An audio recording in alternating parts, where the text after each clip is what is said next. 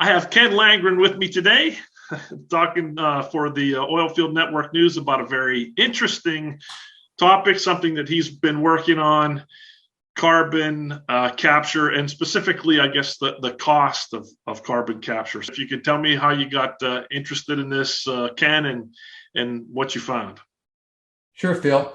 I got interested in carbon capture, the cost of carbon dioxide capture for natural gas, because it seemed like we're using a lot of natural gas, and I wondered how much it would cost to capture natural gas and what would be the effect, or how those costs would compare with the cost to produce natural gas and the current price of natural gas.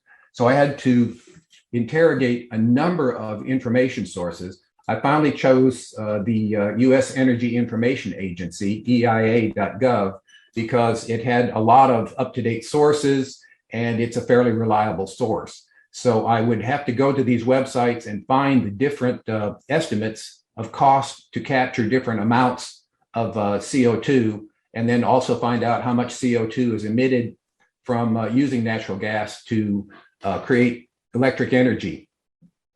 And it was a really interesting exercise because I wanted to do it compared to what we usually measure natural gas. In the industry, we use the 1,000 cubic feet measure for natural gas. In other industries, they use the BTUs produced by natural gas. So I had to find out those things together. And it was interesting that then when I looked at the estimates, the estimates vary pretty largely. So the main thing I did was look for how much CO2 is emitted from using 1 MCF of natural gas to create electricity. Turns out that's about 53 kilograms. And then looking at the cost to capture a kilogram or the emissions from a kilogram of CO2, I found that there was a fairly wide range, but typically between about 4 cents and about 15 cents per kilogram were the cost. And then when you look at the cost, there's the cost to capture. But if you're capturing and storing it, then you have to capture, transport, store. And if you store it in the ground, you need to monitor that. So I found estimates of those costs and added them all together. The result of that really was then for a kilogram, it would cost, as I said, between 4 and 15 cents per kilogram.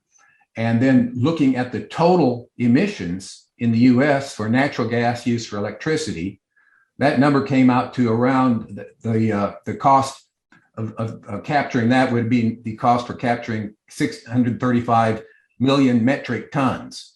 And that's where I had to do another unit conversion because sometimes it was regular tons and sometimes it was metric tons. So metric ton being 1,000 kilograms, I did all the arithmetic, had to do it in spreadsheets, and found that for the United States gas generated electricity, the annual cost estimates range between about 26 and $99 billion annually. And then I was thinking, well, how much money is that compared to other costs? And it looks like that would represent between 3% and 7% of the annual US discretionary federal budget. And then when we looked at the cost, it was interesting. Natural gas prices have ranged between around $2.50 to $8 per MCF, with some peaks at around 10 and 13. And so the CCS cost for natural gas for 1 MCF would raise the natural gas prices by about $2 to $7 per MCF. So if it's $2 per MCF and the current cost is 7 or 8, then that additional cost is not too much. But if it's the high range, then the cost would get pretty large. And the thinking would be, what if we could reduce the cost to produce natural gas enough to pay for the carbon capture costs? That's an interesting question that we look at. How much would we have to reduce our lifting costs, which goes right to efficiencies in producing oil and gas. The other side of this is using the natural gas.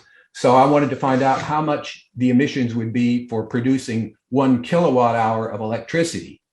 And those costs, those amounts are fairly small, but it turns out that to capture the carbon dioxide from 1 kilowatt hour of electricity, capture and store, the cost would add between 2 cents and 11 cents per kilowatt hour. And the current residential price is between about 12 cents and 23 cents. So it's a fairly small, on the low end, it's a fairly small increase. On the high end, it's a fairly large increase. So by just making these simple arithmetic measures, I was able to find the different sources, what the different costs would be. And then we realized that the estimates vary by such a large amount that obviously we need better information. So I was starting to think of, well, how could you do the actual experiments to figure out what these costs are really going to be? There have been a lot of pilot projects on carbon capture, and obviously they found that carbon capture is fairly efficient with the current technology if you capture it at high concentrations, which would be at the power plants themselves. So one suggestion would be, let's fund some projects for a period of time to actually measure those numbers. And one thing about doing that is you fund the projects, you get a chance to learn how to manage the projects, to build and install the carbon capture on different kind of plants. And there was a fairly recent research letter published in the Environmental Research Letters publication that said that it surveyed about 29,000 power plants, and that 5% of those plants globally were responsible for about 73% of the total planet's emissions. So this would be interesting if we could do a pilot project to get the process developed.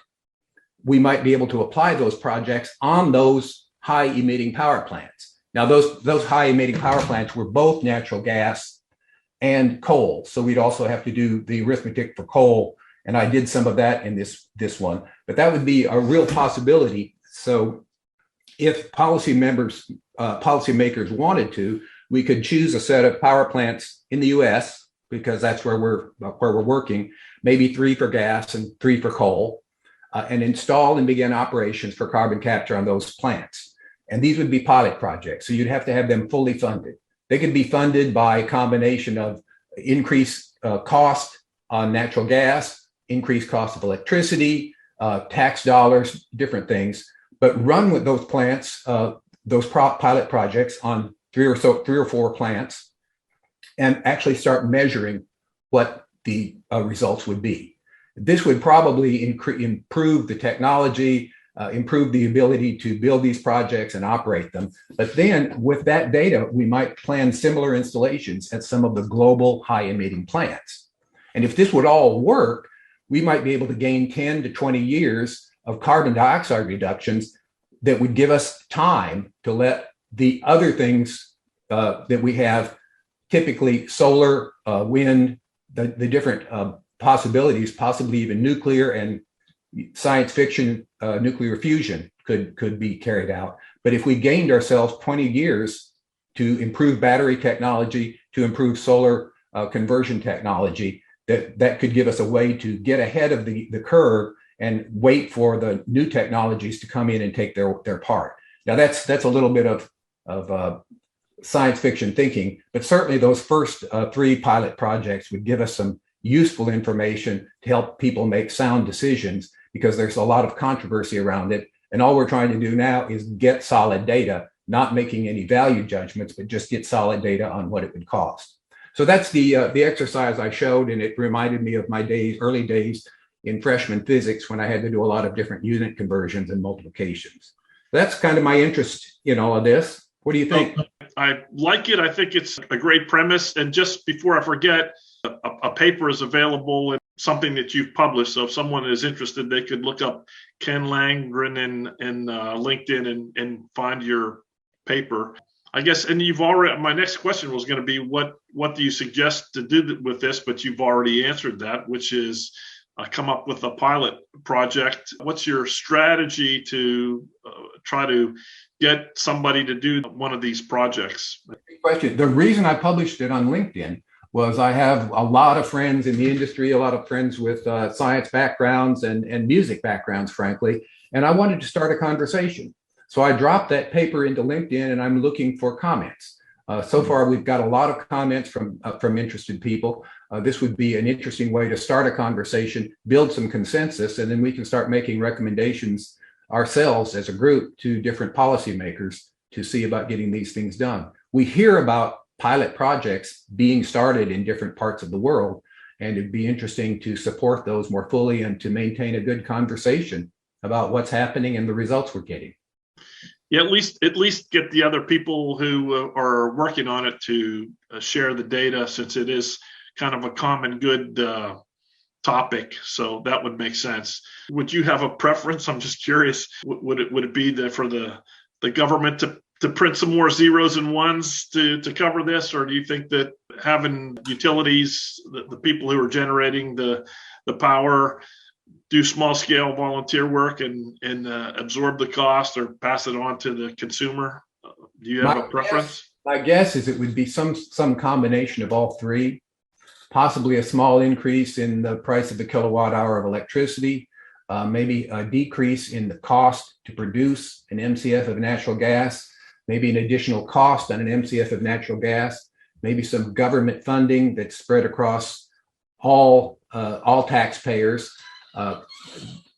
Those are the kind of things, trade-offs that I might expect to see happen. I don't have particular preferences at this point. I just wanted to do the arithmetic to get some idea of what the numbers are like.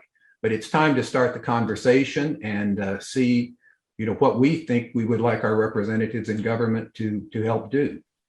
I really enjoyed your work, and it was great talking to you. Thank you for jumping in for the Oilfield Network News, for those of us in power and trying to network and help people find jobs, look at technologies, which I guess this is under that category, and then also try to improve the safety in the industry by stopping repeat accidents. I guess this would be safety and the long-term global impact of energy generation. So thanks, Ken, for joining us. Thank you, Phil. Great talking to you.